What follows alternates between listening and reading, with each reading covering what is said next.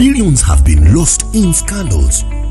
Mothers have died while giving birth in poor medical facilities, characterized with no medical supplies. Youth unemployment is at its peak, and the education system is alarming. Would you wish for a new Uganda where recruitment is based on merit, not through political patronage? A new Uganda where land and equitable distribution of national resources is secured. A new Uganda where there is justice, respect for human rights, rule of law, and democracy. A new Uganda where there is proper governance, equal access to quality public services, especially health and education. A people-centered Uganda where there is a right to social justice. A new Uganda for liberation, servant leadership, social and economic transformation. A new Uganda where there is an end to poverty, zero tolerance for corrupt practices, gender equality, and a people-centered government. A new Uganda where the future of our children's children is guaranteed. Then vote Kyagulanyi Ssentamu Robert for President of Uganda 2021-2026. People power, our power. National Unity Platform, everywhere. This message is powered by Echoto, Uganda. Assalamu alaikum wa rahmatullahi wa barakatuh. Mulamusiza mwenna buli omujje musinziira okuba nti mweyunga ku mayingo g'ekyoto. Twebaza Mukama Katonda okusooka byonna tuwadde ekyengera ky'obulamu nga bangi bannaffe kuffe abatutte tusaba baatujja bwagiramuza ekisa abalwadde n'abali makomera tubawonga gyali asobole okubasumulula okuva mu mbeera eyo. N'ekisinga obukulu byonna tumusaba atuwe obukuumi, atuwe n'obuwanguzi mu lutalo luno tulimu olw'okununula eggwanga lyaffe. Okusomoozebwa kw'amaanyi okuliwo naye nga si kye kintu ekizze nga tetukimanyi. Twakimanyirawo nti bino tugenda bisanga era tewaliwo kipya gye tuli. Manyi nti bangi oboolaawo essaawa eno muli wansi, naye kino tekigenda kukoma lwaleero okuggyako nga tukoze ekintu kimu, twenunula. Bwe twenunula bino lwe bigenda okukoma. Bwe tutakikola bigendagenda mu maaso ebbanga lyonna. N'olwekyo okukola ffenna tukimanyi. Ennaku z'omwezi ziri 14, omwezi gugenda kubeera gwa January 2021. Nabagamba ku mulundi guli nti kyonna ekisalibwawo before or after nga kirina effect ku ennaku z'omwezi 14. Ekyo kye kigenda okututwala okujuliriza bulijjo kye twogera nti electoral politics is a trigger that is leading us to revolution. Electoral politics manduso bumanduso etutwala mu kwenunula. Ekitegeeza nti ebiddako byonna bigenda tutwala eyo. Nnaku nnyo okuba nti twafiiriddwa muganda waffe Frank, naye mukimanyi nti kiye yekka eyafudde ne kwolwo olunaku n'abalala bangi ate nga bonna bafiira mu mirimu gya poliisi na magye ga Uganda. Ekitegeeza nti abo abali waggulu ababakozesa be bawa ekiragiro abantu bano okugenda. Njagala kubajjukiza ekintu kimu. Ekigendererwa kyabwe ky'ekyokulaba nti baba nafuya mu mitima mulaalo bagitte.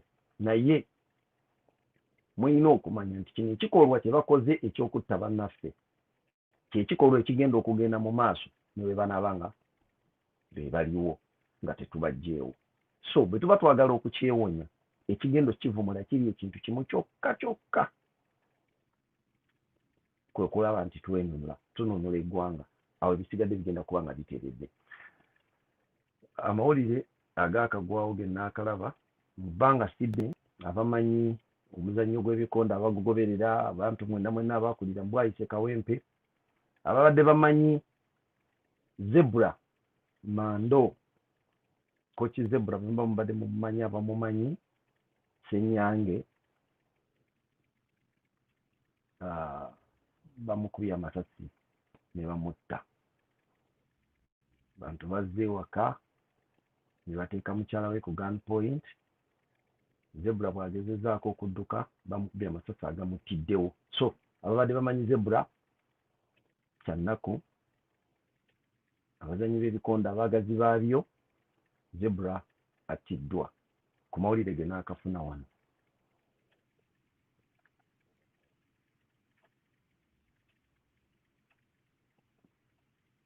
Mwami Byabakama yafulumiza statement egamba nti endagamuntu ne bw'onooba ogiyina tejja kukola, era nassa emphasis ku register, voters register ezo ezigenda okuba nga ziteereddwa mu ballot boxes ezigenda okugenda ku polling stations. Era n'akakasa mu bigambo bye ti omuntu ne bw'onooba ng'oli wa ku kyalo ng'ekyalo kyonna kikumanyi. Yakozesezza n'ekigambo nti ne bw'aba nga jjajjawe ye yatandika ekyalo nga mwenna mukibamukumanyi. Bw'otoobe ku voters register kitegeeza togenda kulonda. Ekyo nno kiddayo ku kintu kye mbagamba bulijjo nti ekiyinula ennyana kiba mu kibeere. Bw'otenkana ng'omuntu ayogera ekigambo ng'ekyo kitegeeza nti alina kye yeesiga kyakoze ku voters register ekisobola okuba nga kigenda kubayamba. Naye mark my words, bino tetugenda kubanga tubiwa obudde bungi. Let us go back to the other advice we got of getting a notebook where you have to note each and everyone and whatever they do or say. Dwachi ekyukakyuka tegenda kudda mabega. Ekyo kintu kye muba mulina okumanya. So buli muntu kakati essaawa ya leero ebigambo byafulumya mu kamwa ke, ebikolwa byakola ebigenda okulabwako. Bonna buli muntu yenna afulumya ekigambo nga kikwata ku Uganda ne process nga bweyimiridde. Oba sinziira luddawa to an extent nti ne bw'anaabanga si munnayuganda ng'ayogerera mu neighboring country. Bwe tumala okwenunula, they must be held accountable for whatever they do, for their actions and words. Kino kye muba muyina okumanya.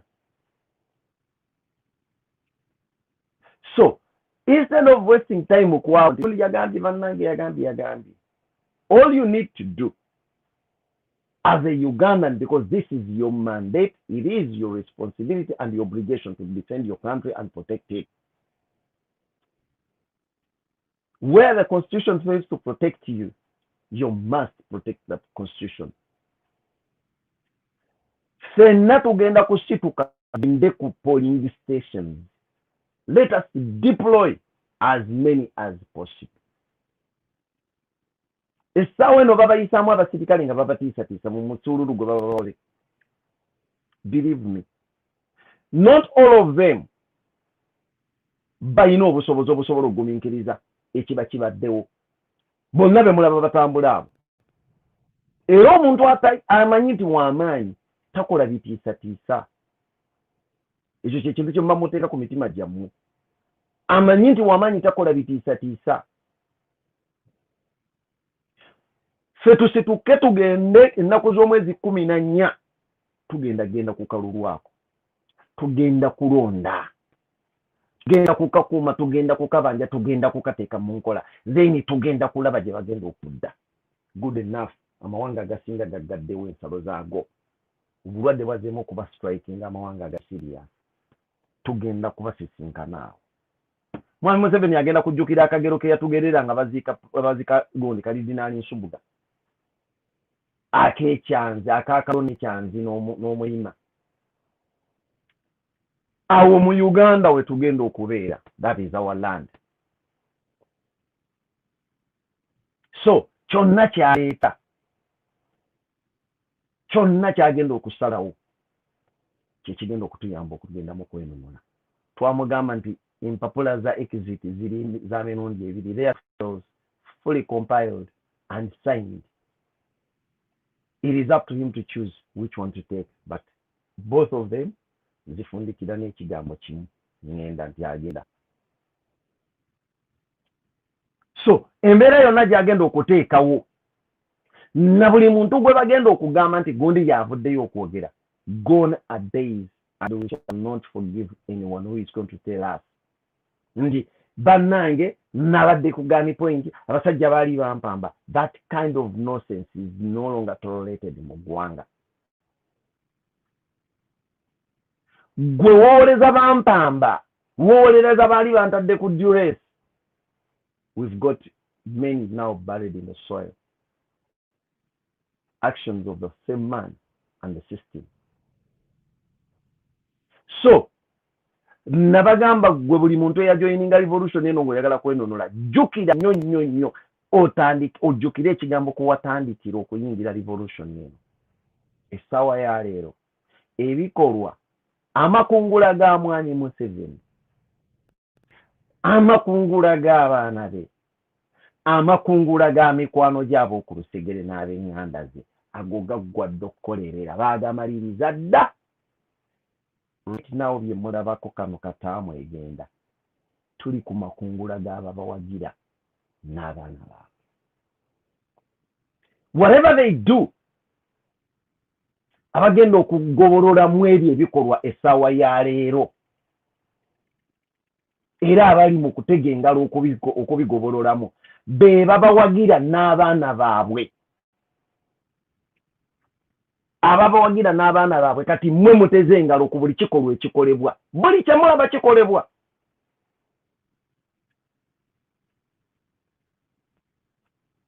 Bali fete eyaabwe is already sealed. Kati essaawa ya leero musiiringa yammwe ababawagira. Nabagamba kino kye kiseera ng'abawagira people power si mmwe muteekeddwa okwekweka, era y'ensonga lwaki tetwateekako bukookolo, y'ensonga lwaki bwe tuba twogejja live ate tubayambako nkuteera live ku buli mukutu gwa social media gw'owulira gwe weetaaga, gw'onoofunako access. Uganda is our country. There is no reason as to why we have to hide.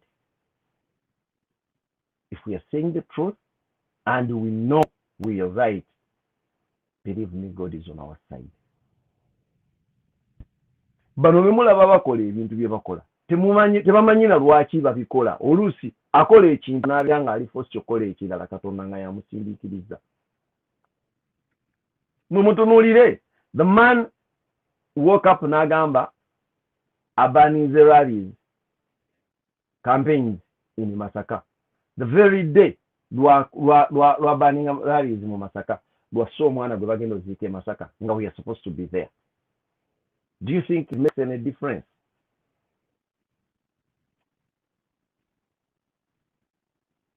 Ekyo kitegeeza nabo bennyini kye baliko tebakitegeera. We need to keep this fire burning, and it is the fire that will help us to liberate the country.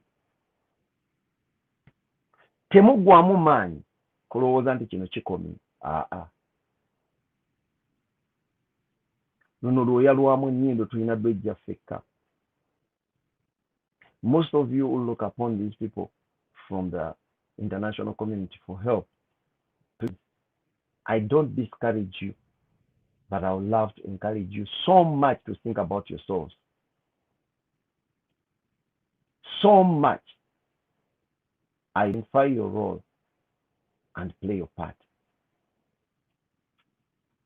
As usual, I always maintain that the international community is full of users and exploiters.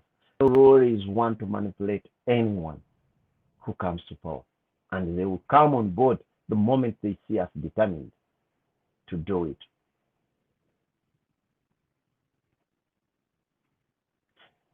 Bino byonna Museveni byagezaako okukola. He wants to try. He's trying his best to engage us prematurely. But believe me, it is the 14th, which is about 16 days from now. We've managed to be patient for over 3 years, over 35 years, actually.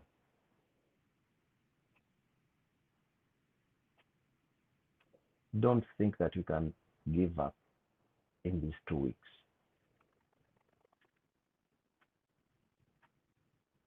Buli asuubira nti amaanyi gagenda kutugwamu ku kino kiseera, weerimba. Buli muntu waffe gwe batta mwongere kuguma bugumi mitima, kubanga mukimanyi nti bwe mutakikola nammwe abasigadde agenda kujja banona.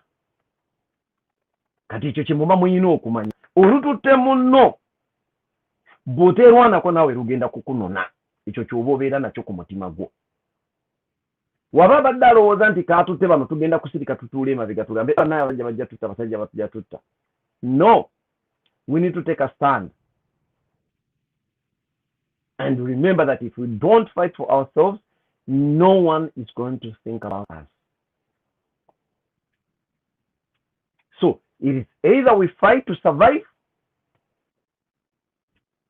or we sit and wait to be killed like chicken.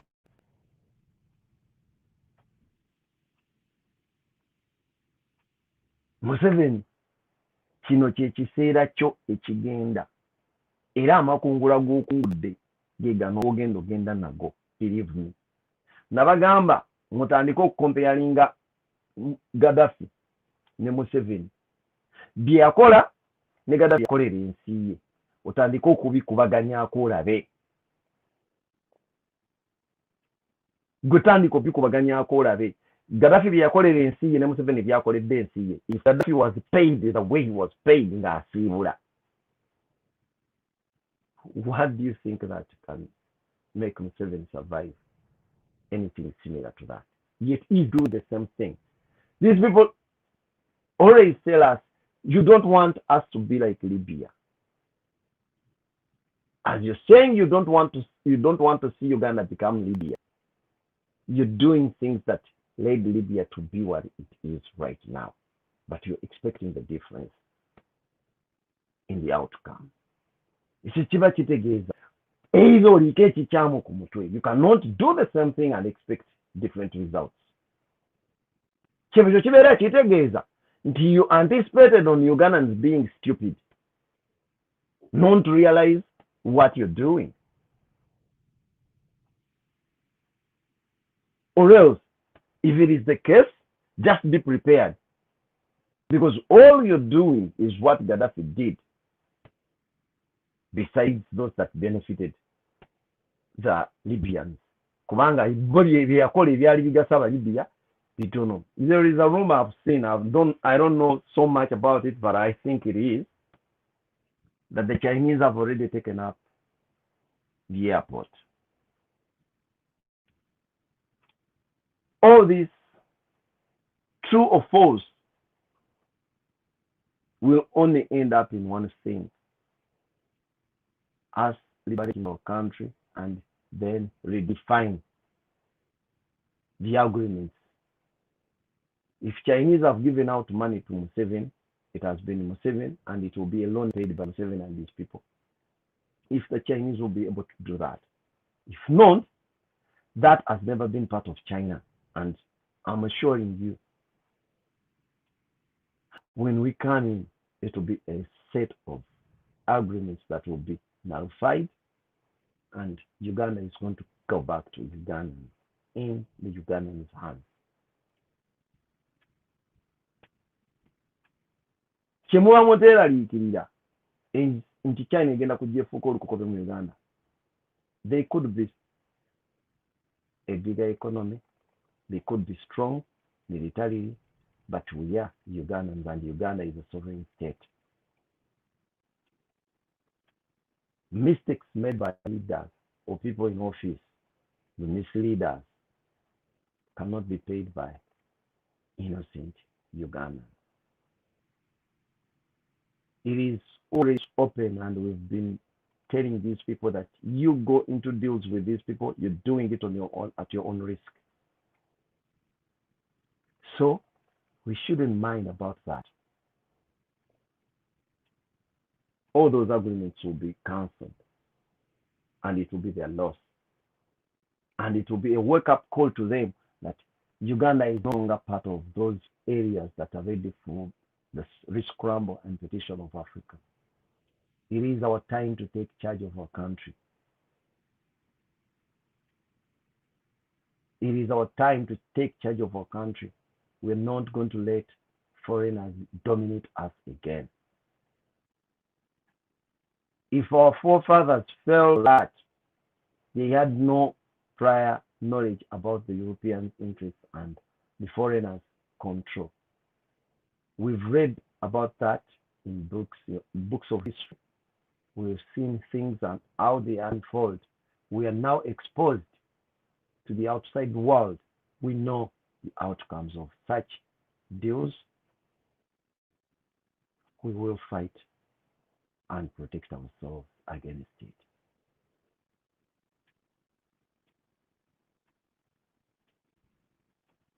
That is what you have to know. Apparently, what we have and what we must focus on is to struggle so much to liberate our country so that we could be in position to discuss all those actions that have been undertaken by Museveni and his government and his counterparts, other parties involved, be it countries or companies.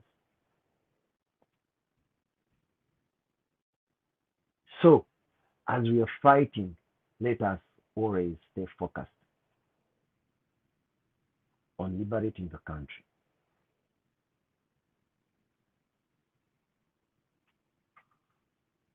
I know tulina ebintu bingi nnyo ebitubuzaabuza, but the problem is still lying with us, ourselves, ng'abantu. Museveni right now akozesa accounts zaffe ze bahakinga, Kyoto International, Ghetto TV, nalabye Ghetto Media agikozesa, nalabye Map Media agikozesa, all those accounts. But I don't blame Museveni. Omuntu yenna alina nga makadde anaatera okugenda amaanyi gaggwawo kyasanga kyekwatako. Wabanga luli abadde anoonya bwasemberera abantu nga tabalaba, bamugamba nti ojja kuba oyagala okuddamu okulaba ku live nga kuliko abantu, tutwali zino akawunti z'abantu kuba kuliko abantu. Then ne mugenda ne mulaba live ye ng'akoze live n'ogibeerako n'olaba, obunafu buba bukyali mu mutwe gwo gw'abaddeko ng'alaba. Kati ffe okujja ne mutuleetera zi screenshots, bannange kiki kino nga tubagambye for almost a month. Because I remember Kyoto, I made that broadcast on the 16th of August. 16th of August, for heaven's sake. Then someone else comes right now and akugamba, kiki kyendaba kino nga ndaba Museveni ku gundi. We cannot host Museveni on our page. Mu mbeera yonna. Ne bwe tuba nga tuli kampani ekola ssente eza Museveni tuzeetaaga. Because in the end, titwagala ssente ya kibi. We did that from day one.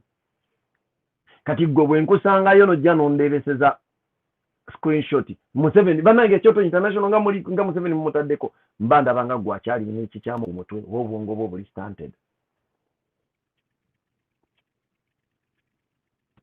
Oli anoonya we yeegumiza oba abamubba ssente bamumatiza nti bw'onoobalaba, because to him he thinks okumulaba abantu kwe kumukkiririzaamu. Ya Nsereko Elisa Mandoba mukubya amasasi amusse.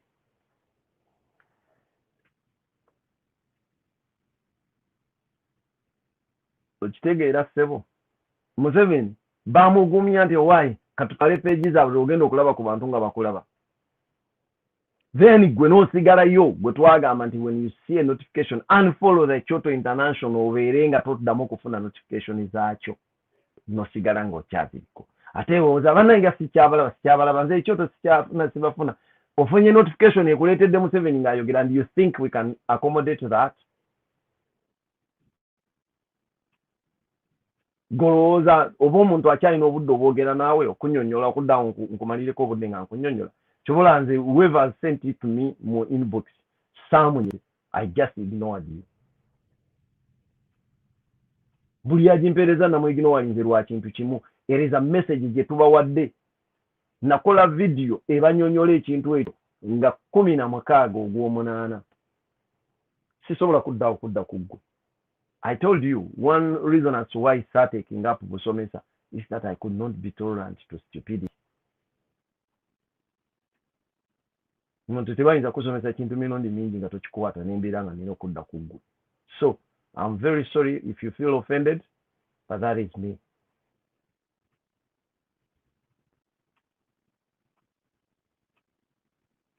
If you want to find us, tugambi ekyoto faba kitandika international tukugamba unfollow tusigala okyatuwoleza ate mulaba ku kyoto international obuliko ekikyamu tutandika okwebereramu because if you stay gullible in that way mugenda kutandika okusisinkananga information ezibasumbuwa kati oli atandise ku mukutu gwaffe kwayisiza program babagamba yes technicians are trying the best okola nti bivaako completely nga tebibeera oba anything else gwengo gyotuwoleza ate bannange kakati batugambye bati please our message still stays the same. We are looking forward to liberating our country, nothing else. We can't get compromised. We are past that. Twakiyitako dda twakivaako we tugenda kununula ggwanga mu mbeera yonna eyeetaagisa. So don't take us back ku bintu byetwadde tuze nga tubasomesa. Wano wetuli tugenda na kigenda. Twabagamba dda nti mwami Museveni bagenda kutuuka kalulu bakatya bagenda kazanyirako. How many statements have they made? Fe tusigale ku statement yaffeemu. Let us all wake up in the morning by 5 tubeere ku polling stations ezo. Let him deploy all the soldiers and those ones interested in going with him. Oba abagula bweru oba abajja mu mmwe oba abajja ludda wa whoever thinks bagamba asamirira amaddu ayiga mbogo ono gwe mugenda okuyiga mwana wa mbogo. Awulira ng'ayagala kuwagira mwami Museveni mu kiseera kino. Awulira ng'ayagala kuyimirira naye. Please do. Obudde oyina bungi nnyo salawo mu bwangu oyimirire naye. But come ku lunaku lw'okulonda tugenda kuyimirira ku sayidi. Ate tubagamba nti eyo y'entandikwa yaakyo. The mission is 2021 etandika nga 14 January. Gwe yimirira ku sayidi gy'ogenda okuyimirirako yonna. But believe me, we are going to crush each and every one that is going to stand there. That has been Museveni's word, and we are taking it now.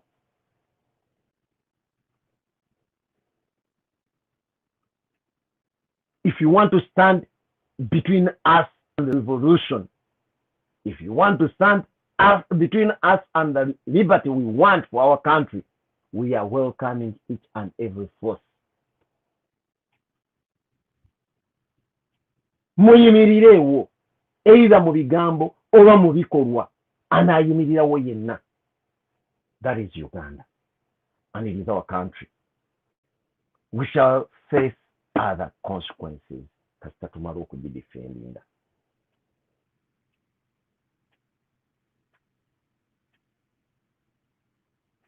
Mweze mutya kintu kyonna. Just remember twagamba notebook yo buli lunaku baako gw'onootinga nti gundi ayogedde kino akoze kino gundi agambye ati gundi agambye ati. Don't spare anyone ne bw'aba wa famire yo. In the end, lino ggwanga lye tutaasa, tetutaasa maka.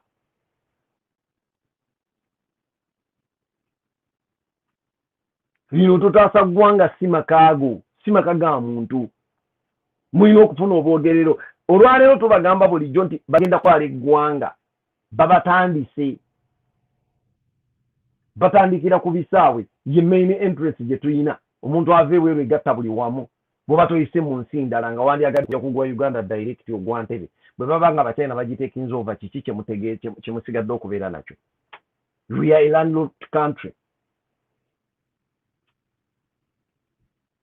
Singa China ekulemesa okuyingira Uganda, Kenya n'ekugaana okugwayo ewaabwe, Tanzania n'eggaana, Rwanda n'aggaana, Bukongo n'aggaana, Sudan n'aggaana, ogenda kuyingira otya Uganda?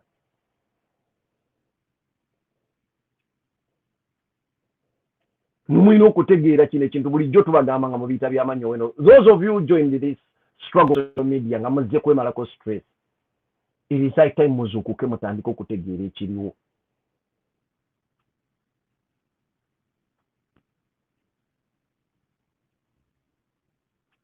Kizizeera mutandike okutegeera ekiriwo, mulekerawo okubeera ku social media okwemalako bwemazi stress, mutandike okutegeera ensonga gye tuliko nkulu mugiwa amakulu.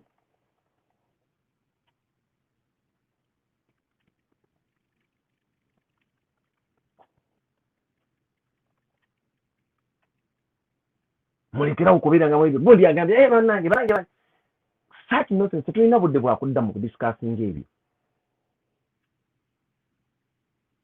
Mutunuulire eggwanga bwe liraga, mutunuulire ebizibu bye tutwolekedde. Nabagamba bali abasajja balwadde, abasinga balwadde, obulamu baabuvaako dda, baliivinze ekimala. Era n'ekimu ku bibatiisa kwe kulaba nti bw'ava mu buno obulamu bw'adde asobola okufuna access ku medication gy'abadde emukiipingiddewo okubeerawo emyaka 3, agenda ku ki? Kyekibalwanya n'abateekamu ssente mwe muttiŋŋane.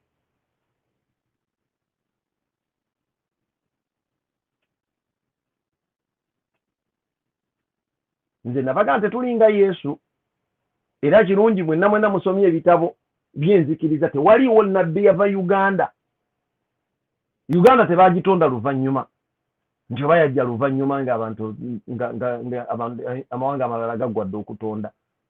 Ffenna Katonda yatutonda lumu, naye yalina ensonga lwaki teyatuwa nnabbi. Otherwise yanditulondedde. Bino bye tuliko bye tusomerere by'abantu abalala tubonaabonera byabwere bye tutamanyi nnyo.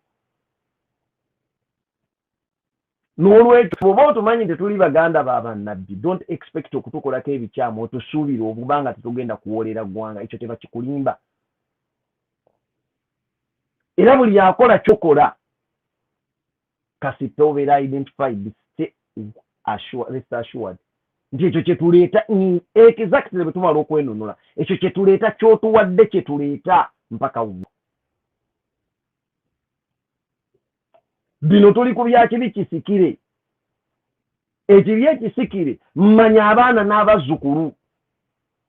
Bwe musoma byafaayo ebyawandiikibwa ebya Katonda. Lwaki tufa? Yali Adamu ne Kaawa baali abaakola ekikolobero, ffenna tukisasulira. Kati nammwe muyina okumanya bye mukola essaawa ya leero, you're not sparing your children and your grandchildren.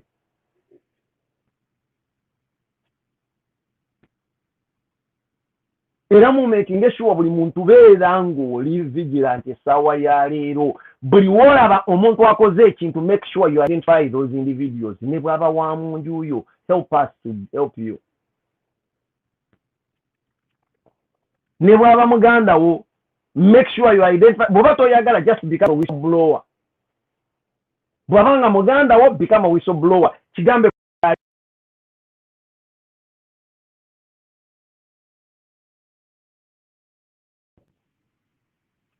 gwe wabanga muganda wo yakikola, please tukolere ekintu eki. Gwe gamba omulala muweereze ebifaananyi bya muganda wo n'ebimukwatako byonna tetujja kukyetambuliza. Ebyendi eggwanga ligenda kubanga yeetaaga kununula nga tufunye bantu balina mutima gwa Uganda. This time round teri kuttira muntu ku liiso. Kino Museveni kye yapropagate nga kyeyagezaako okuzimba okulaba nti kibeerawo. Let him harvest it. He has to reap it. Ayagala tayagala. And whoever has failed to identify this, so be it. Ne bw'aba muganda wo. bwe mutakikole eggwanga lifa abantu ababeeramu ab'emyoyo emitono. Ne wabaawo ensonga enkulu ze bagenda ne badecidinga nga balowooleza ku mbuto zaabwe. And that is how Uganda became a bunch of rubbish. There's a leader yagiyita shithole. I think it was a leader of America. Yagiyita shithole. But he's right. If you look at it right now, Bubango tunoli de mulenze, the man could look nationally, and if leaders who are supposed to be representatives of the country at the international scene, then that one becomes a shithole. Those of you ababeera gye mubeera ne mwangalya amalungi ne babagamba ebigenda obukyamu mu Uganda mwandibadde mukola ku bino ne mugaana, in the end bwe mufa nga babazaayo. Era omukulembeze omumu oba yali wa Russia oba yali wa City yagamba there is no reason as to why omuntu developing a sanitary place. You always refer back home. You referred back home nga mumaze kufa.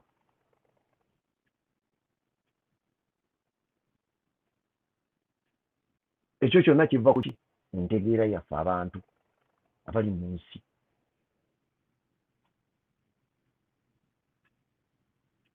Kibayita revolution mu kitegeera amakulu gaakyo. It is not something that you can overlook, and you cannot achieve from it if you don't embrace it. And if you embrace it, you have to embrace it wholeheartedly. You don't leave anything behind. Ng'omala okumanya nti revolution tulina kugiyitamu nga twenunula abalina omwoyo ogw'eggwanga, ataguyina taba munno taba muganda wo.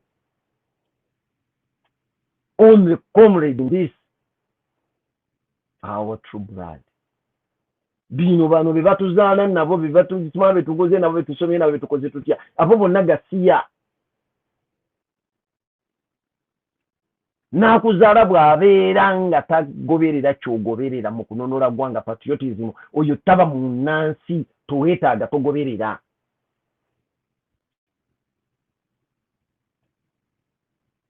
Era bwe muba nga mubayina ng'omumanyi byakuzaala naye nga tannategeera kitangala, please consider them enemies.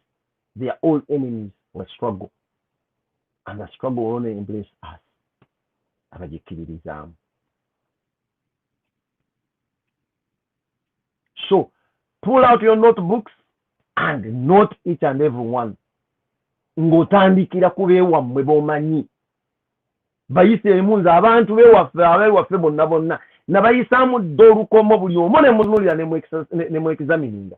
And they all know where they stand because I am open to them. I've been an open book to them. Sina gwe nkweka kintu era mugambirawo nti nze gwe twayawula. Era ku ssaawa esembayo bwe tuba tuyisaawo olweyo, you don't get surprised bw'ondaba ku mulyango gwo.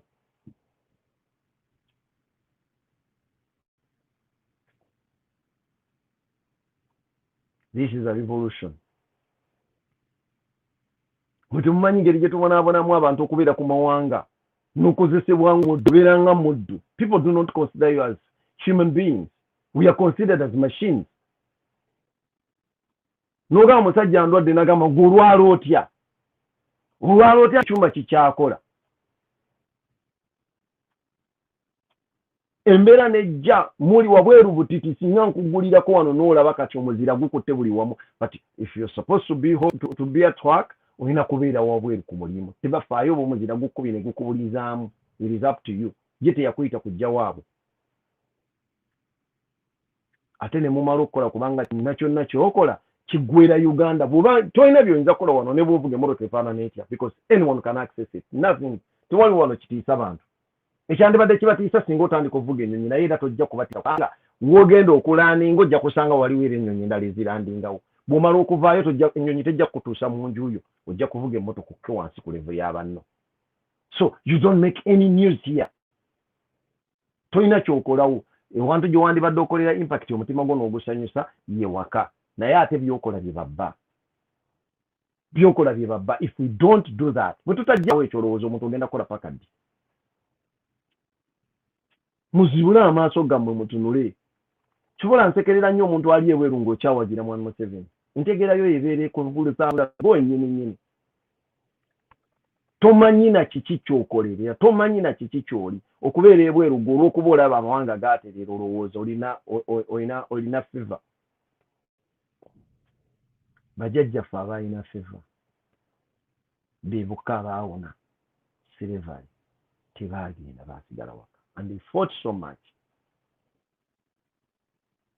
nga bali mu mbeera eziri primitive na buli kimu balwana ne basobola okwenonera ne beegobako olunabe lw'abazungu fe abasomye with all this exposure ne technology waali you find someone ng'atunda kyalina okugenda akuba ekyeyo naye nga tomunyigira lwaki embeera gy'alimu ye mukaka nemulowoozesa nti oba eri walungiko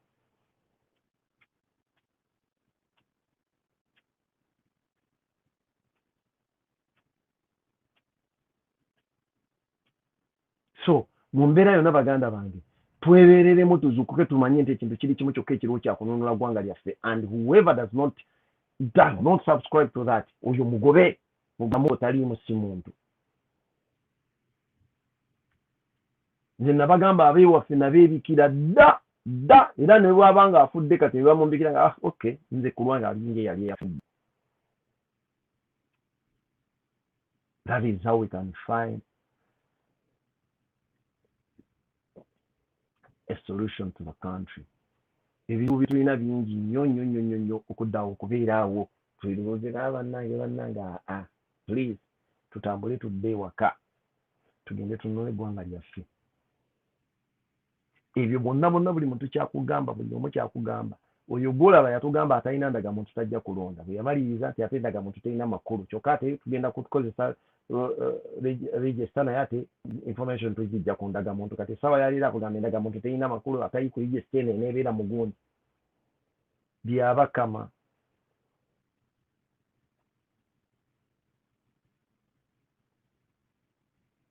that is enough for you.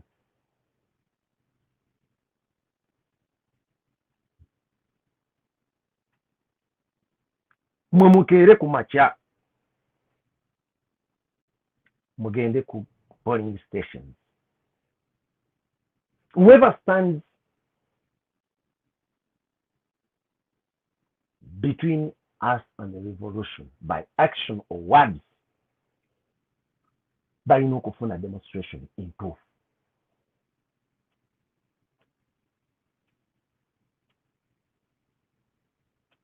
Nawulidde dda nga bagamba someone also called me ngamba nange mbwaliwo Museveni simanya mukazi we nemutabani we baleetadde obululu sagenda kukola butya. Let them bring whatever they bring. Baleete buli kimu kye bawulira kye beetaaga okuleeta. After all dictators have gone, that whoever has gone ng'amaze okuteekawo okulonda badde nga bawangula okulonda okwo ekitone nnyo na 98%. But in the end, what speaks louder are the actions of the people on the ground. Abagenda okumulonda bajja kumulonda munonda gye bagenda okumulondamu. Abafedde bagenda kudemonstratinga ekyo kye tugamba and it will prevail. Ishemba mulina okumanya. This time around we are not going to settle for nothing because we do not come to be opposition. Ekyo twakibagambirawo, we are not opposition. We are a revolution. We did come to this election for participation. No. It is a revolutionary vote that is meant to liberate the country. We cannot settle for anything close to victory. We only settle for victory and nothing else. So, gwe totya nti olw'okuba basegondi totya nti basegondi nabagamba mweno revolution temuliimu muntu mukulu, temuliimu bulamu bukulu. Let him kill until when he will touch that very person And believe me, he will touch that person.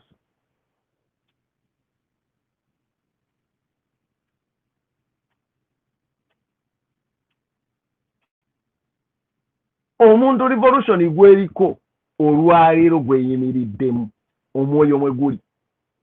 Some people have been touched and it has shown that that is not the way the revolutionary spirit is. Bonna baali balowooza Kyagulanyi yalina omwoyo gwa revolution gutuddemu. Is just a symbol and an amplifier of the voice of the people, but not a carrier of the spirit of the revolution. Carrier wa revolution oyo ye tebannaba kumufuna, tebannamukwatako. Believe me, banamukwatirako bwe pa ebisigadde byonna tebigenda kubaako demonstration. Tewaliwo omuntu gwe bagenda kuduumira kukola kino, mugenda kikola mweka. Nabagamba omwoyo gwo kasaba n'akwata ku muntu mwe gutudde bwe pa gugenda kuvaamu there, and then actions will be spontaneous actions. Tezijja na kwetaaga command, tezigenda kwetaaga anything, but everyone agenda kukola ekyo kyonna kyana, kubanga ogwo muzimu gwa revolution gugenda kuba gutandisa okutembera ffenna. Buli omu w'onooba oli, bano bamanyi ebyokulwana. Bo mutebeera pact na bintu na fragments. Ebitta abantu fragments zeesanze, naye nga yo bw'ekola impact ebiriwo byefuula fragments ezo zigenda zifumita abantu byebikola buli kimu.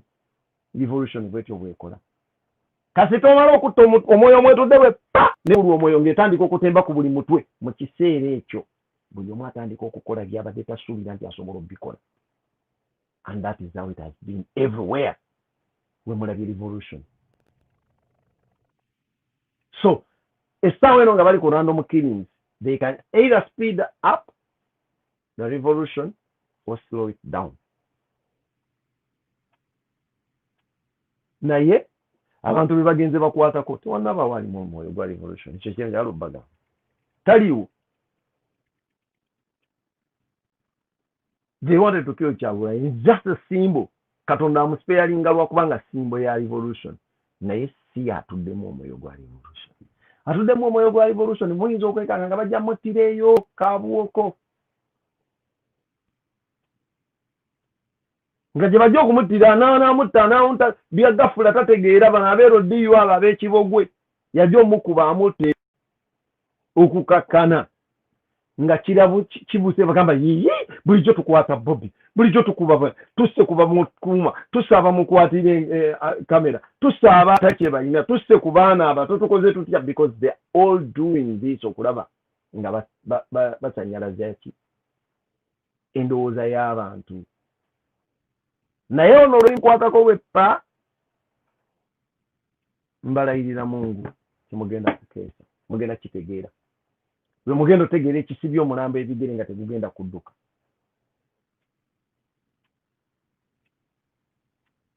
Nze era kyova olaba mbagamba bulijjo nti poliisi, amagye na buli kimu, please continue killing. Kumuba musobodde, because at the end of the day you cannot exceed the number of people that God permitted you to kill, and no one that was supposed to be killed by you that is going to survive. However much we pray, however much we hide, even if we say that we are calling off our agenda right now, those people that God said you're supposed to kill, you must kill them.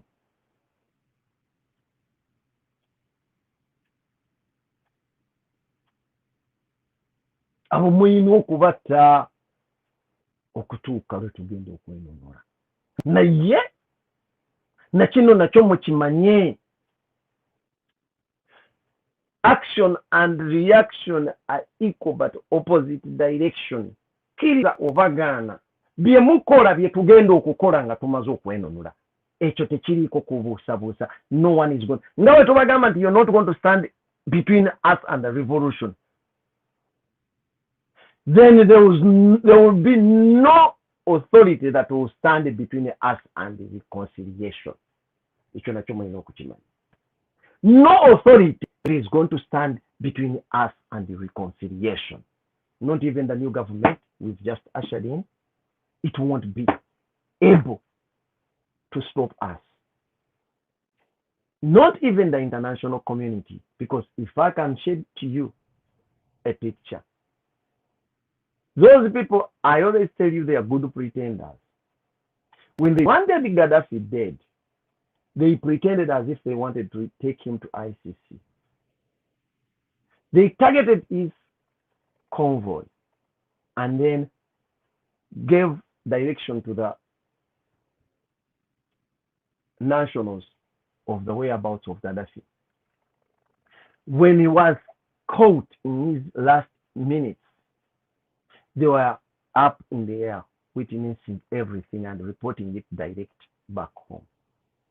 So all the torture that Gaddafi went through before he died, and the way Gaddafi was killed, was broadcasted direct to their headquarters.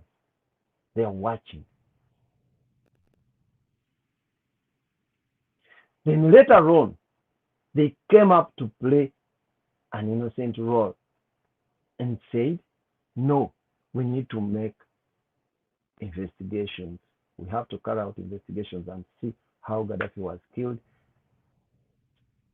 The man had surrendered and he was killed in cold blood. They were watching. Then they pretended as if they wanted to carry out investigations. If they really wanted to carry out investigations, they would insist, and there's no way the coalition forces would, the national, the government of Libya would go on and bury Gaddafi without that post-mortem and the investigation as the international community had suggested. Amnesty International, ICC, everywhere. But all that was for formality. At least you could say that ICC intervened, but they superseded them. If they want to do anything, believe me, they will do whatever they can to make sure that it is done. Same thing that will happen to these ones. Believe me. Whatever you're doing is everything that we are putting out, and they're watching. They're watching each and everything. They're following up each and every step. They've got all the information that they need. And at the end of that day, with the brutality that the army, the police, and all these Museveni's militias are doing, is being witnessed by these international communities, and they have documentaries about them. So, in the end, they will look upon us to undo what they've done. And in so doing, believe me, after the liberation, we shall extend the courtesy of what you've given us. You must experience it. And no force is going to stand in between us and that.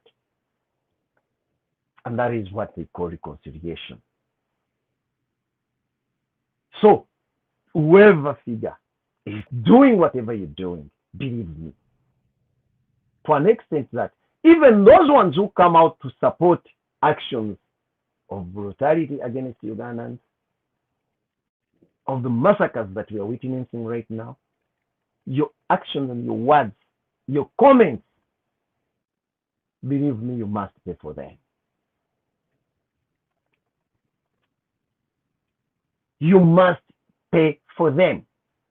That is why I told you that the fate for Museveni and his counterparts is already sealed, together with their children and grandchildren. It's already sealed. All the actions they are doing right now are for you, supporters and your children. You're the ones to rape from this, because they are doing them onto innocent Ugandans, and you're there cheering whatever is being done. Believe me, whatever you do, irrespective of your social status, just be rest assured that after the revolution, you're going to write that. Asigasere tosuubira okungula soya.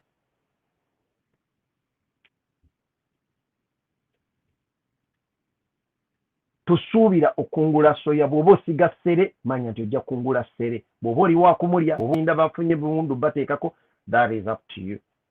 Naye manya nti awo we tulaga. Tuli twali tubagamba people power, interest and exit is free. But believe me, come 14th of January, the entry is going to be closed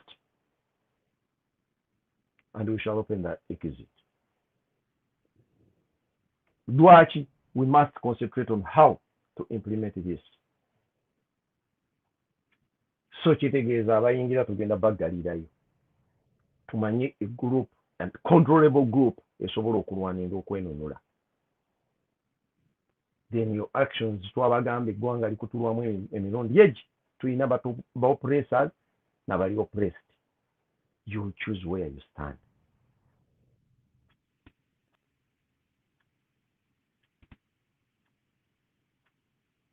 Naye nga kyemulina okumanya nti ebigambo byabwe tekituggyako ekyo kye twetaaga kukola era tekituyimiriza mu bye tugenda kukola.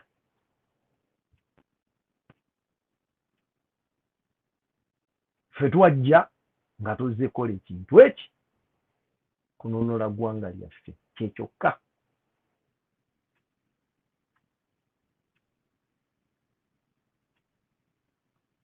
Twajja kununula ggwanga lyaffe era teri kuzikiza mpaka ng'eggwanga tulinunudde.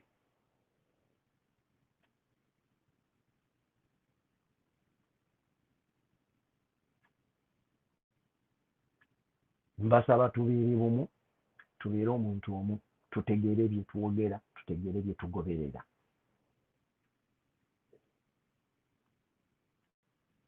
Tutegeere bye twogera, tutegeere bye tugoberera.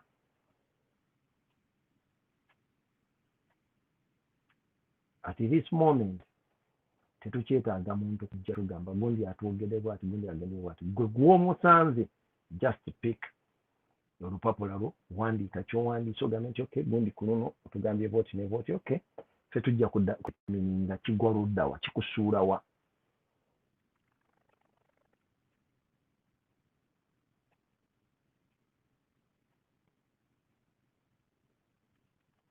Essaawa eno bakozesa amagye okubakuba, okubannya, okubakola ki mu mbeera yonna.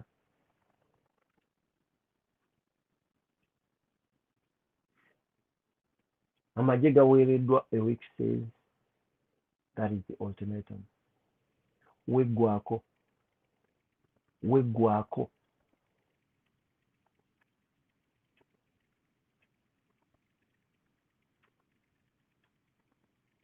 Ebisigadde bajja twebuuzaako.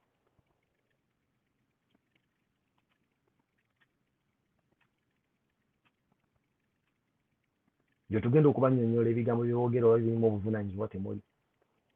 Nalabye gundi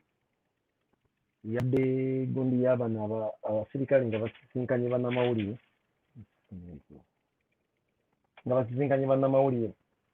Ne bavaayo okwogera. Waliwo omusirikale oyaddeko omusajja. Omanyi saagala na bamanya ebiseera ebisinga obwongo bwabwe engeri gye butabaweereza bulungi. Yagambye bw'abantu mu ba-presidential candidates abamu, ba-politicians abamu bajja ne baginawalinga SOPs kaakati oluusi ekyo ne kituviirako kwatinganga mu ngeri gye twakitingamu. Njagala okubuuza omusajja oyo bw'aba alinamu amagezi. If someone has failed to observe the SOPs, does it call for you to shoot those people dead?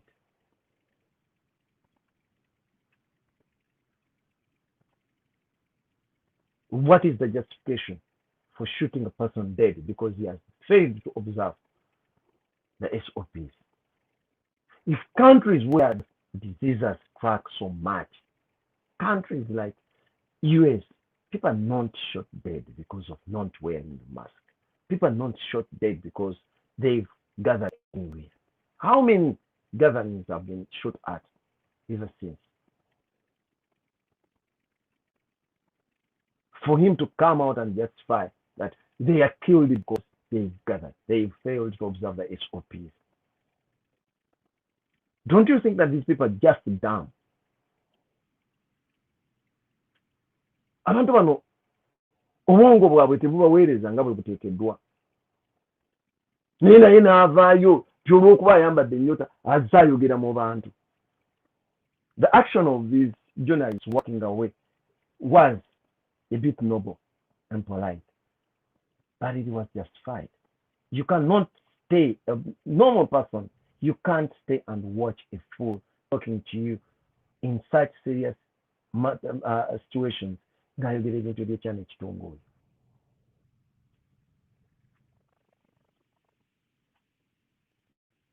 Mwe, I don't know oba abantu bano bategeera oba bafunako ku budde obutunuulira ababasooseewo. Because for the case of Uganda, oyinza okwekanga ebintu ebimu history gwe tulina alimu so much propaganda that it can be said.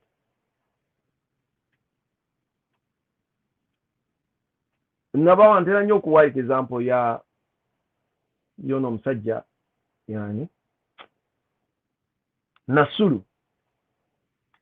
When he was governor of Uganda, of Kampala, during Amin's regime, there came propaganda that he used to make people eat sandals for those who came to the town with the sandals. Bamusiba mukomera nga byebimu ku bibamuvunaana. It was later found out that the man just passed a warning. Banange mulekera mu ekibuga ekitiibwa. Sandals are meant to be for the bathroom. Tojja mu kibuga na sandals. Bw'onojja mu kibuga ne sandals tujja zibalisa. There was no person goyinza kujjayo gw'ogamba nti Nasulu yamwegisa siripa. But because records were not there, balina ye speech yayogera ng'omuntu amulumusibako kyamusibyeko akukyayibwa awerekera akubanja basisinkana ne Museveni bandyagadde okubatulugunya for that. He ended up mukomera. Ebintu bingi. That man was exonerated ku mbeera. Tibamuvunaana waliwo omuntu yavaayo n'agamba yali eyewitness n'alumiriza nti Nasulu yakuba Walugembe amasasi ewa mu Nnyendo. Ogenda okwetegereza ebintu bagenda okukola follow up okomawo nga the day Nasulu bwe bamulumiriza nti oli yagamba namulaba n'amaaso gange. Nasulu was in London and he could not be in Uganda as well as attending the conference in London. But it took time. He spent years in prison. Ng'alindirira nakutibwa Kalabba. Just because oli yali ataddewo propaganda ayagala omusibako ebintu amuttise. Olwaleero mwe bye mukola ne bye mwogera, it is way different from that. Whatever you're doing, you're in front of the camera. Nebagamba mujja kwagala osanyusa mukama wammwe because he will push you to the extreme okulaba nti oyogera ekyo ekimusanyusa. Naye ky'obeera weesigimidde kye kino ky'osigaza ffe kye tutunuulira. Ffe tugenda tunuulira katambi. Kyova nagamba abaana bwe baali bakozesa obutambi ku Patriotic Pulse TV nti gwe bakakukozesa ne sente ze bakuwadde, you come out and say twatta gundi nze nali mu kutemula okwegiri. Believe me, weewaddeko obujulizi obugenda okumala. The best thing will come. Because these things you're doing in this regime, you're doing it for the regime. You can go away with them just by mere saying in Narokose. You're leaving fresh wounds in these people, especially those who lost their people. Gwe novaayo omuntu baabwe mwabatematema babatematema tebalaba babatematema gavumenti nebuzabuza novaayo nogamba nze nali omu ku baatematema era twalina ekitange gundi.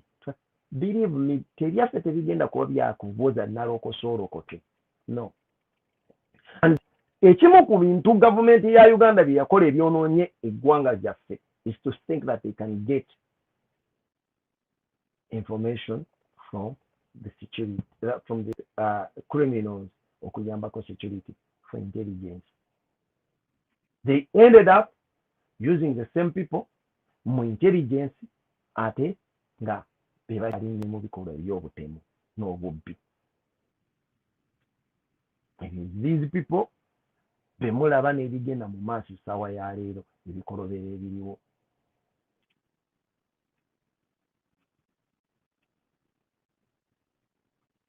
Byebigenda mu maaso. Abakozi abo abasinga bemulaba abasajja bemulaba bakutte emmundu abamuleya abasinga babadde bakozi ba bikolobero. Abasinga babadde bakozi ba bikolobero. They are doing that. Oli n'agamba gundi ono amanyiiko kino gundi amanyiiko kino ne bapanga olukwe ne batandika okutta bannaabwe. They are killing themselves right now. And they are killing innocent people simply because ono amwinako akadubudubu.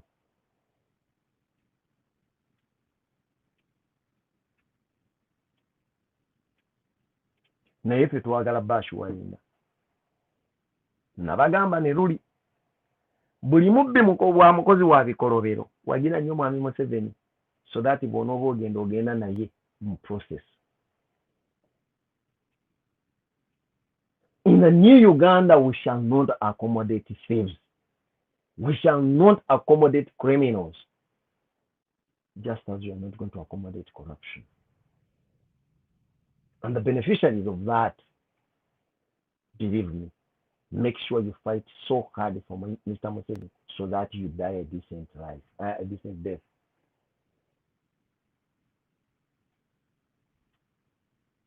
If not, there is no room for you in the new Uganda.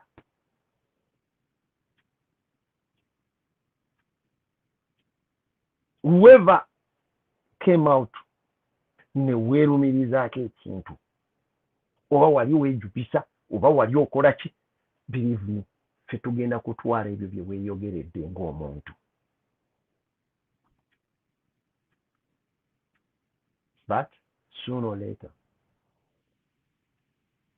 justice is knocking on your door. Oyagala toyagala.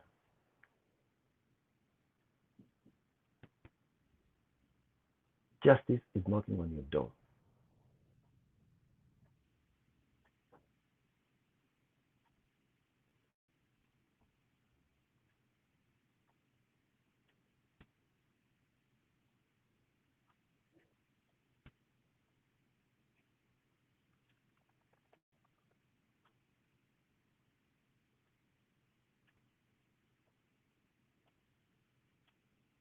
Nze mbabuulidde asigala talamba. Intention y'abana abasajja yakubatiisatiisa kubamalamu maanyi kubalowoozesa nti babawangudde. Naye ekigenda kuba kiri ekintu kimu, gwe kusigala ng'osigadde oli mumalirivu ku kiki kye weetaaga na kiki eggwanga kye liteekeddwa okubeera. Because at the end of the day, what matters is your opinion, not theirs. Your determination, not theirs. Remember, these people are working against your brain. And if you can fight that, believe me, you will win.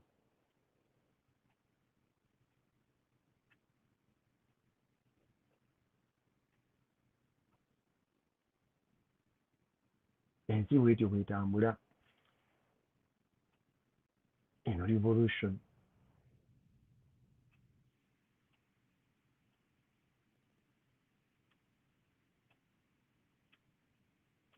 Eno revolution.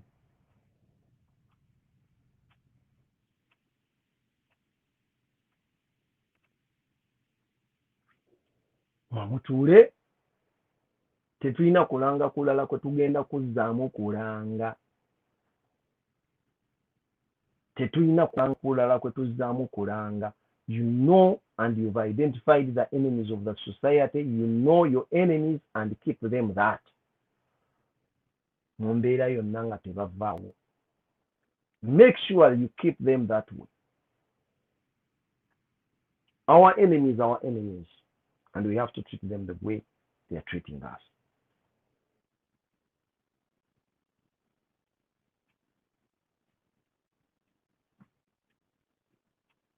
Tufulaba tetukyalina budde kati bwakusinika mannyo era bw'oba ng'okyetwaliramu eyo embeera believe me obulamu bwo bw'olagajjalira because abakuyiga tebalagajjadde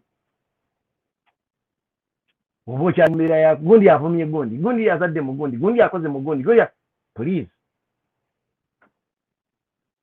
eno tuli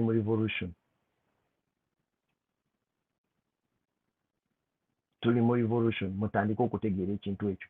If you didn't know, your enemies of the state nga bwe batwala, and if your enemies of the state treat them that way, because in the end you should know that we are the people, we are Ugandans, and we must stay Ugandans, we must defend that.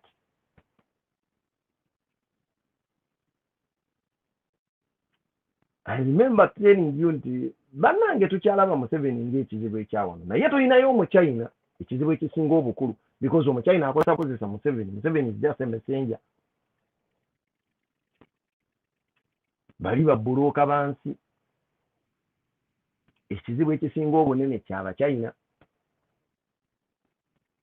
Kati baba batandise okumuvinga on to our properties like that, believe me, you give them a strong olaba mulowooze lwaki batandikidde ku kisaawe. It is because it is a main border entrance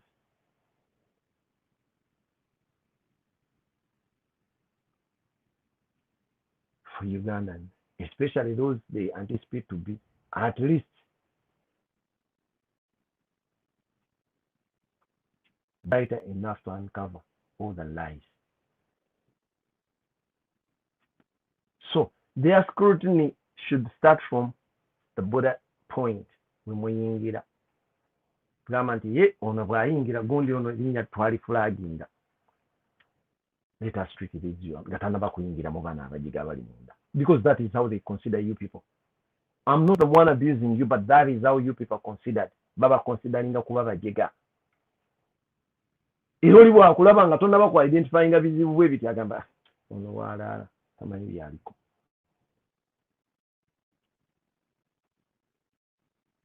Our main problem is those ones intending to take over the country, not the ones they're using. The ones they're using are just an obstacle that we have to clear. I told you Museveni is just an obstacle. Museveni and his system. It's just an obstacle we have to clear. Then we meet our enemy. And these are the Chinese.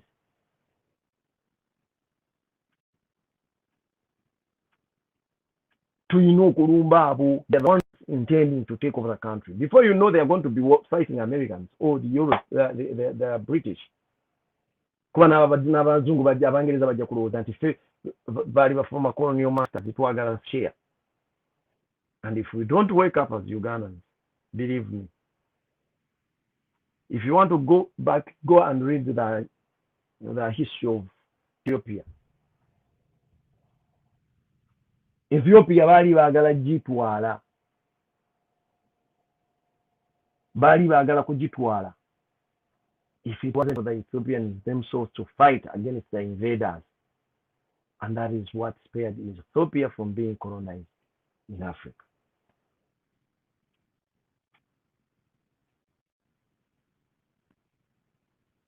So, if we don't use such history and apply it, there is a rich crumb and petition of Africa that is coming where these superpowers are fighting so much to gain territories in Africa. They think we are just a pawn in the game of chess.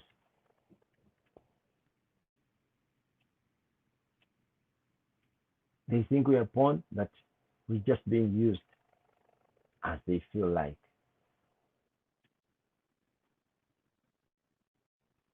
So it's either we wake up, identify our enemies, identify our strategy, and then look forward to achieving what we're supposed to achieve. Otherwise, bano abasajja bawedde ku mpagala gye baagala okusayininga byabwe, and they are not looking forward to waliyo ekijja mu maaso ekyendi.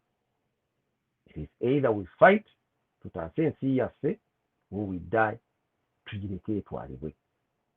tusiimulweko ku maapu y'ensi yonna because they can rename it. If you think it has not happened anywhere, countries in Africa had names and names were changed to different names now. Ghana bagiyita Gold Coast.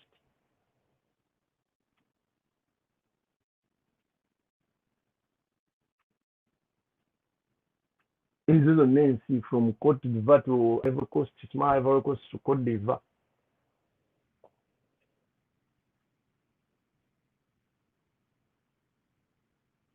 We wake up.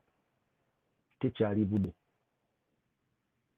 Mwejjemu omuze gw'okubeera nga muli mutyaganaga. By the way, kyekigambo nakibagamba dda, mwejjemu omuze gw'okuba aganaga. Buli dakiika kino n'okibuukira, kiri n'okibuukira, kino n'okibuukira. We tell you tetukyali ku Kyoto International, then don't come to me n'ompeereza screenshot. Ndaba Museveni ku gundi yammwe. Bungo bwe bubeera obunafu, and I don't want to. Nsazeewo bagatta bugasi mwenna nga bwe naagamba nti buli omu akimpeereza mugambe ku lulwe kijja kummalira obudde. Nensalawo bagatta.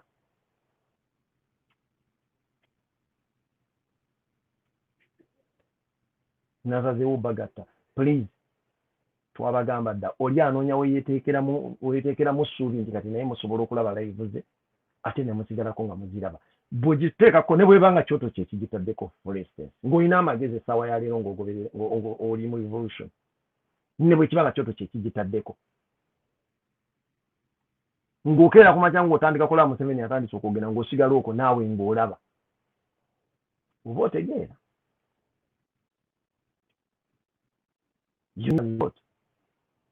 Ebyokulowoozaako ddala okwonoonera obudde okwo.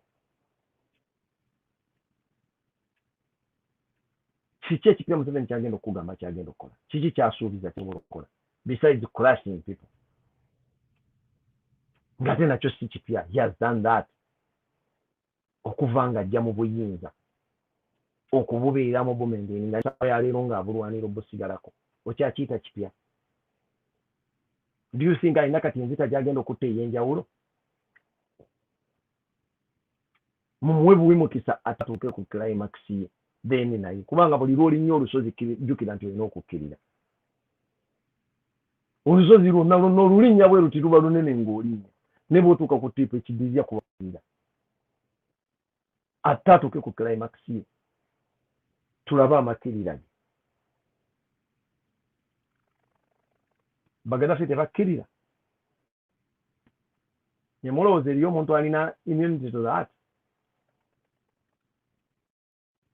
He must kill, and he will kill paka kw'anaasembayo, gw'anaasembayo gw'ateekeddwa okusemba bw'amutabeefa ekiddirira ye yabaddako.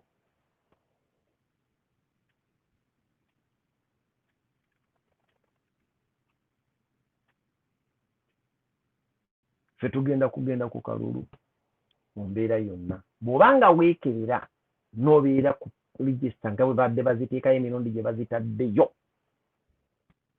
kino kyensimbi yayo. Emirundi byabakama gyataddeyo registers ne tuzikebera. Ffenna nga kwe tulinze kwendi byabakama kwendi ate nnondera mu buli ggwanga. Let me wake up ku makya ng'erinnya lyange teriri ku pooli okwo. Ogenda okutegeera ekisibya omulanda ebigere. Let them deploy whoever they want to deploy. Nze nkugambye, nagamba nti this time around we twatuuka si ffe tuteekeddwa beekweka, nze nondera ku buli ggwanga, katwe ku buli ggwanga, and it is where I'm supposed to vote from. Then you wake up and I don't find my name there. Mugenda tegeera nti bw'oli omuntu tofa, ennyama y'omuntu tetta.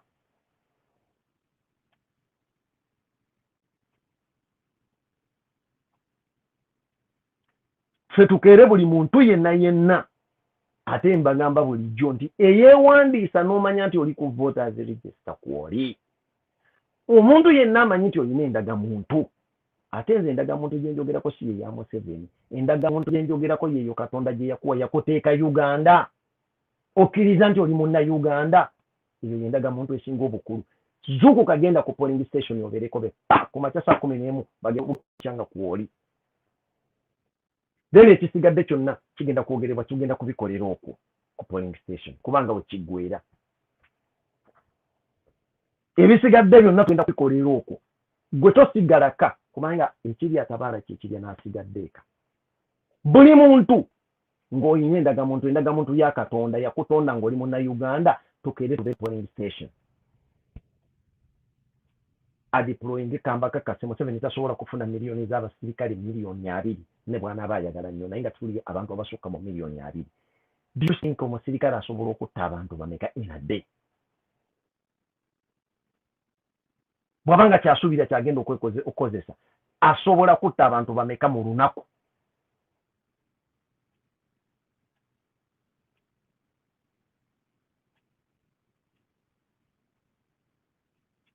mujje tugende tubeerewo eggwanga lyaffe tulina okulyetasiza ffe ng'abantu bannayuganda obwo obuvunanyizibwa bwaffe si bwa muntu mulala ate tugenda kusaba lukusa n'ekirala kye muyina okumanya bino byonna babyogera okubajja ku mulamwa naye mujjukire nti abantu ab'enunula tebasaba lukusa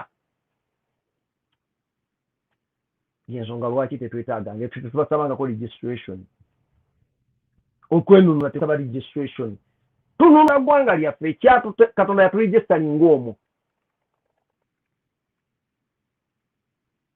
okujjako nga gwe waapplyinga bw'applyinze simanya wajja mu Uganda oluvannyuma n'okola application but some of us were born if Museveni considers us an accident it should be a natural accident so we are accidentally naturally born Ugandans that we are supposed to be Ugandans so it is that is forcing us to be obliged to defend the country. So, ddayo ogambe munno nti endagamuntu ya Katonda ogirina. Bw'aba alina endagamuntu ya Katonda, obuvunaanyizibwa agenda awulira eddoboozi lya Katonda ava ku lya Museveni. Lwaki? The man who brought out idea y'endagamuntu yafa dda. Tubuzaabuza oba yalidde buwunga simanya yanywedde mutwa abadde n'omutwe nga gumuluma simanya abadde alwala ombulubuto ebbanga lyonna lyonna but he went before even he could use the endagamuntu anywhere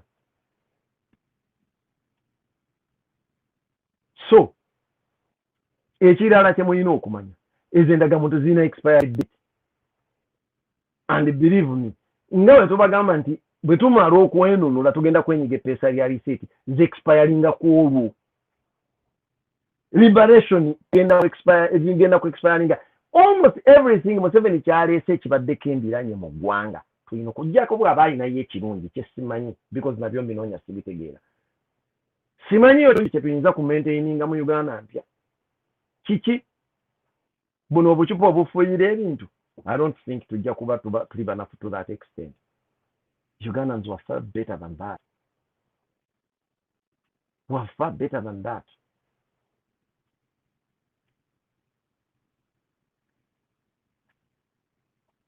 So, mumbeera yonna bangi. Let us go back, liberate our country, reset each and every system. Mwajja kwekanga nga tufunyemu ekisinga okuba ekyamakulu. During 2021, Robert Kyagulanyi Ssentamu is our president. My final word to you, all our viewers, unfold a true international. Or else, ebiriddira mu mujja kwenenya mwekka temujja gamba nti twabagamba.